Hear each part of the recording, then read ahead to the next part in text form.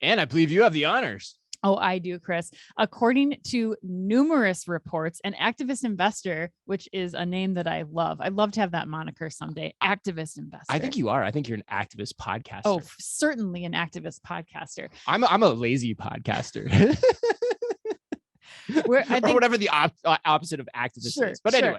All right. So Scott Ostfeld, who is the partner and co-portfolio manager of Jana Strategic Investments, is urging Macy's to spin off its e-commerce business, a la Saks Fifth Avenue's move earlier this year. So he is citing the precedent that Saks set and believes Macy's should take a similar approach, and that believes that their standalone operation could be worth as much as $14 billion against Macy's current $6.9 billion valuation. Now, Chris, if I was a retailer, Macy's in this particular case, I would that, but that's cool. Thank you. I would be going to you and the A&M Consumer and Retail Group. You'd be the first call on my bat phone to figure out if this is a smart move or not. It's like the Seinfeld episode. I'm first on your speed dial. Speed dial. Yes. Well, Kristen Kohler-Burrows of the A&M Consumer and Retail Group is going to put you on the spot this week, because she also Chad got you last week. Kristen's got me this week. All right. That's right. So Kristen wants to know, is there a scenario where a retailer should consider splitting off their e-com business? Ooh, that's a really good question. I would say, generally speaking, and I want to get back to the Macy's part here too, but I think generally speaking, I would say it's not something I would advise if you're a traditional bricks and mortar retailer conceiving of this idea, because I think the two are so inextricably tied.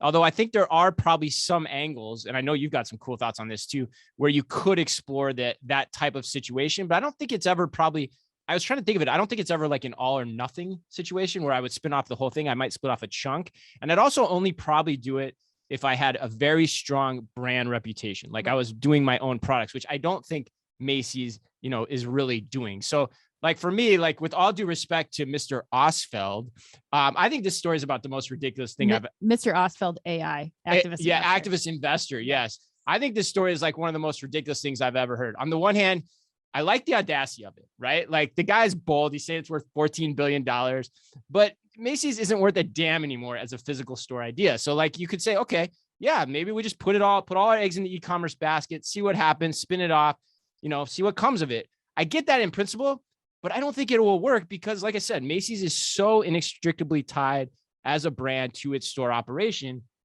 And so like, I just don't see how you can pull that apart in the minds of the consumer. The analogy for me, if they were to do this, would be Toys R Us.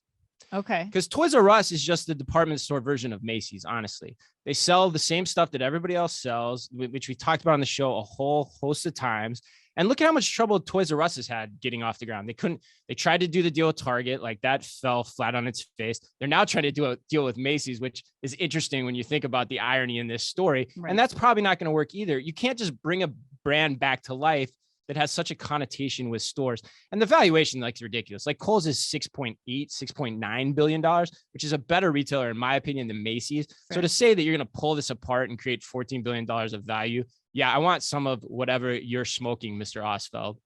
Well, I think that the problem for me was they're referencing Saks, and Saks isn't having a good time doing this either. I mean, I've spoken to people at Saks, and you're still faced with being head to head with people who are running a legacy retailer. You're just not set up to run an e-commerce business separate. And when you do spin off Macy's, there's nothing unique about Macy's that makes it competitively advantageous for that company to go online. Like, what are they going to do to stand out?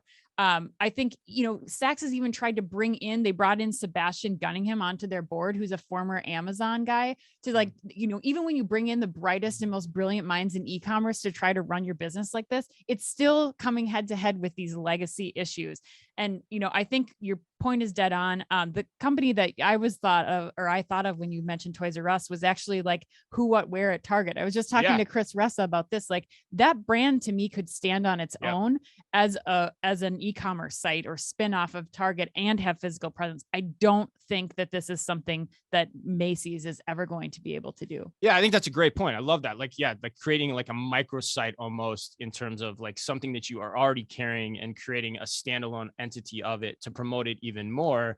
I don't even know that you spin that off either, though. I still think you keep that kind of inside inside baseball too with what you're doing. So I think it's hard to find examples of where this would work.